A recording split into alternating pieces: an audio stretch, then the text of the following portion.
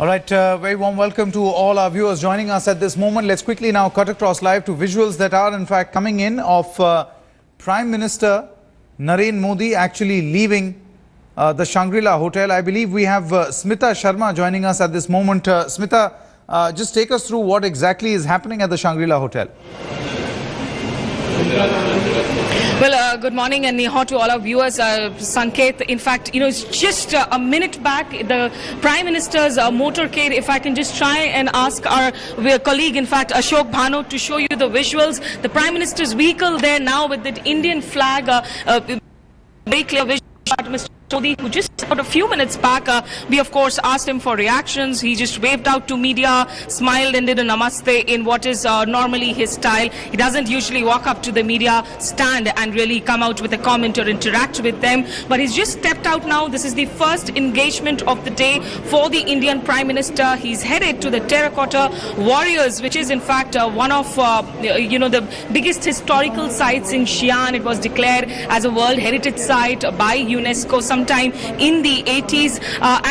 There are these clay earth figurines. They were discovered, in fact, in 1974 when some farmers and some people were actually digging the ground for a water well. But that's when they really came across this treasure trove of figurines by, of course, all these emperors, the dynasties that have ruled Xi'an for decades and for centuries, really. So Xi'an has that rich historical legacy, and it's that magnificent ancient cultural glimpse that of course is in store for the Prime Minister this morning, because remember, for the first couple of hours Mr. Modi will be taken to some of these historical sites, including the Dakshi Temple, and it's only at 3:30 in the afternoon when President Xi Jinping, China's, of course, the most powerful president, he will be coming into Xi'an. It's a departure from protocol. For the first time, he's actually coming into his home province of Shaanxi to receive a foreign dignitary. The two leaders will first go into restricted talks at Shaanxi Guest House. And then, of course, we will also see very interesting visuals of the two walking around the Wild Goose Pagoda, where there will be, in fact, planting of the Bodhi saplings as well as exchange of trees, which is something, again, which Mr. Modi has been doing in countries where there is that common thread of Buddhism that unites India and that particular country. So right now, in fact, Mr. Modi just left. The media delegation had left slightly earlier for Terracota Warriors, but it will take around half an hour to 40 minutes for the Prime Minister to reach there before those visuals come in. Sanket? Absolutely. But do take us through, I mean, this is the cultural part of, his trip. The photo opportunities that perhaps are there in this particular trip.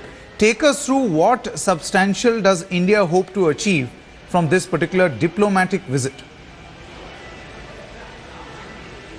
Well, Sanket, even if this is like the photo part of the tour, because remember, in China, this is a 3-city tour from Xi'an. Later in the evening, he flies down to Beijing today. Yes. He will spend that entire day in Beijing before he flies off to Shanghai. But today, those restricted talks with Xi Jinping, in fact, will be very important. Though India and China have different systems of government, here, of course, you have a president, and it's really the structured dialogue is held between two premiers. So the structured dialogue will be in Beijing tomorrow between Mr. Narendra Modi and the Chinese Prime Minister Li Keqiang. But it's Xi Jinping, really, who is the ultimate power authority in China today. The man who was elected as, of course, leader of the Communist Party, as the president of this country in 2012. He has been cracking the whip on corruption within the country. He has been trying to do things with the economy. And amidst all of this, of course, India will be hoping for really looking at economic agreements.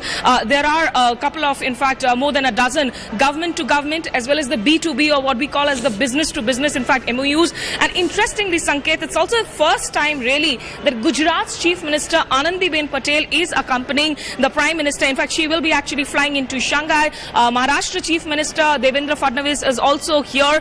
The Karnataka Chief Minister, who belongs to the Congress camp, was supposed to come in with the Prime Minister. As I told, he has in fact not made it to the delegation, but really it's the MES sources are constantly telling us that do not expect overnight solutions to the vexed boundary issue, to the staple visa issue, which has always been a sticking point between India-China relations. These are issues that Mr. Modi will raise with his counterpart in those dialogue, and also perhaps with Mr. Xi Jinping. There are larger issues of that maritime conflicts, of the South China Sea issue, where for the first time we saw India take a stand when, of course, that's strategic vision document was released along with the US. But in terms of the economic agreements, is something what India is hoping to ink a few more deals, really, Sanket. Absolutely. Do stay on with us, Smita. In fact, from your camera, just a short while back, this feed that you have actually uplinked and sent to our viewers, we are playing that out right now of Prime Minister Narendra Modi actually leaving the Shangri-La Hotel, going to the Terracota War Museum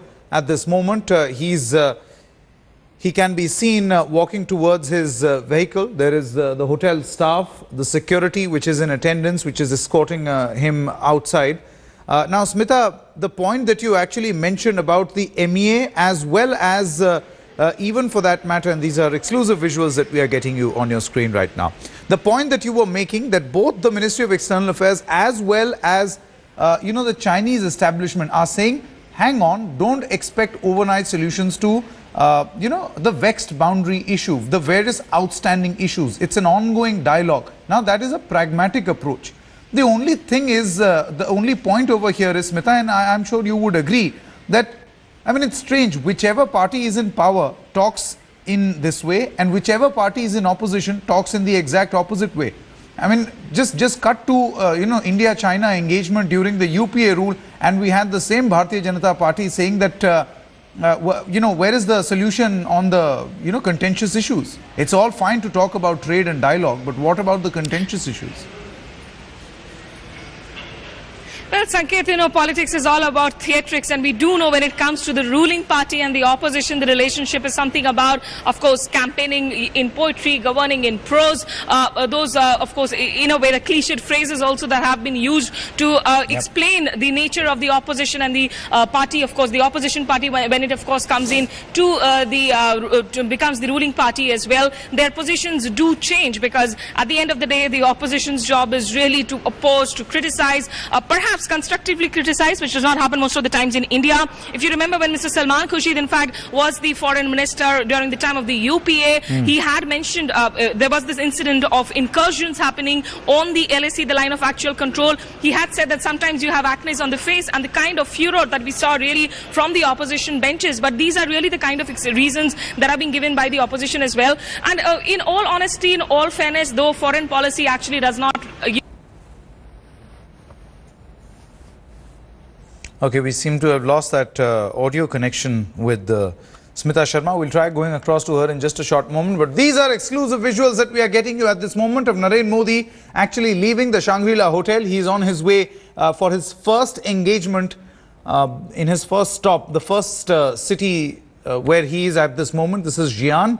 After that, in the evening or towards the evening, is expected to go to Beijing. That's where a number of engagements are lined up for the whole of tomorrow, and then day after tomorrow he goes to Shanghai where he addresses the CEOs in China.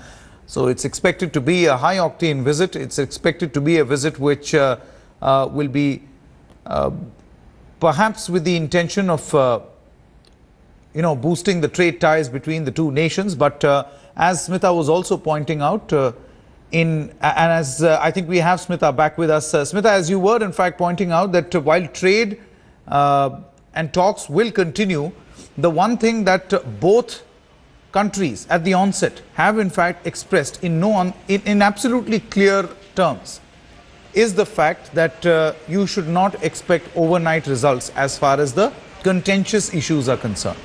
So we know what to expect from this visit and what not.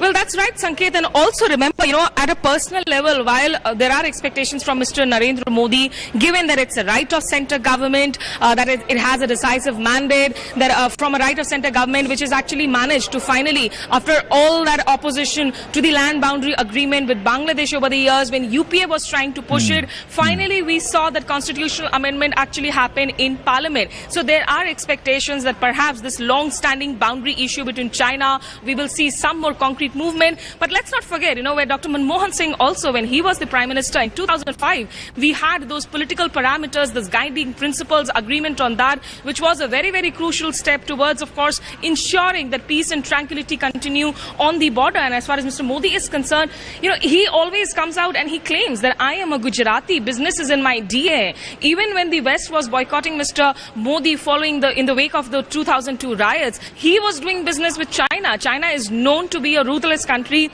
that does not care about your internal human rights situation. It comes into a country and does business with you if you have, of course, if you can offer them money or resources or something. So clearly, and Mr. Modi as Chief Minister has visited China a couple of times. The red carpet was rolled out for him. Chinese investments in the state of Gujarat have been pretty high, and that's why this focus on trying to take trade and commerce ahead, even as the long-standing issues can be dealt with. And that's why the meeting in Shanghai, where he has a closed-door meeting, in fact, with 15 to 20 of top CEOs of China, including somebody like a Jack Ma, who runs that very, very successful, the iconic e-retailing site, e-commerce site called Alibaba in China. He has really changed and transformed the e-retailing picture in China. So these are the kind of targets that Mr. Modi has. China is very keen, of course, to come into one of Mr. Modi's dream projects, which is bringing in high-speed railways and bullet trains into India. Will India open up, of course, those projects to China? There are feasibility studies that have been undertaken, which are, of course, ongoing. But will China get a bigger share of the Indian market as far as those railway projects are concerned is also something that Beijing is watching here. Before we let you go, Smita, our last question to you, as you said, sailing for the day. What really should one expect today? What is the itinerary? What is the schedule of the Prime Minister for the day? Well, from Terracota Warriors, he will be heading to another temple, which is the Dakshi temple. There will be glimpses of the Tang dynasty. There will be certain special performances at the airport. When he came in, of course, there was those dance performances to welcome him. It's really that meeting with Xi Jinping, which is going to be very crucial. While there will be no statements really that will come out, the joint media statement will be about the Prime Minister's meeting. But when he goes, when two strong leaders go into a meeting, into restricted talks outside of the glare of media, and where you're not expecting something concrete to be announced, but that is the time when really they can discuss the larger issues that also deal with the regional situation, with bilateral issues, with the issue of terrorism. The visuals to watch out for, of course, will be in the Wild Goose Pagoda, which is not very far off from Shangri-La Hotel. Let me tell you, Sanket, Xi'an, in fact, the distances can be quite a lot. Yesterday from the airport, when we went to Terracota Warriors, it took us almost close to 2 hours. From Terracota Warriors, if you Pagoda again, there will be some more distance, and this has always been the capital of the imperial China. So there is that ancient city wall. It used to be, Xi'an used to be, at one point, in fact, during the Ming dynasty, it used to be called a proper fortress with a very good and a solid defense military system. So he will also take a round, of course, of that ancient city wall, have a banquet, and then fly back to Beijing later around 11 in the night local time. Smita Sharma, many thanks for joining us, and do get us some amazing stories that you have been getting over the past few days. Many thanks for joining us at this moment. Before we hit a short break, let's quickly listen into what Narendra Modi, the Prime Minister, actually said here in India before he was embarking on this 3-day tour. मुझे विश्वास है कि चीन की मेरी ये यात्रा भारत और चीन के संबंधों को ही आगे बढ़ाएगी ऐसा नहीं, लेकिन पूरे एशिया को और दुनिया के सभी डेवलपिंग कंट्रीज के लिए एक नया सीमा चिन्ह बनेगा, ऐसा मेरा विश्वास है। चीन और भारत मिलकर के शांति और स्थिरता का संदेश मजबूती के साथ दें, ये समय की मांग है।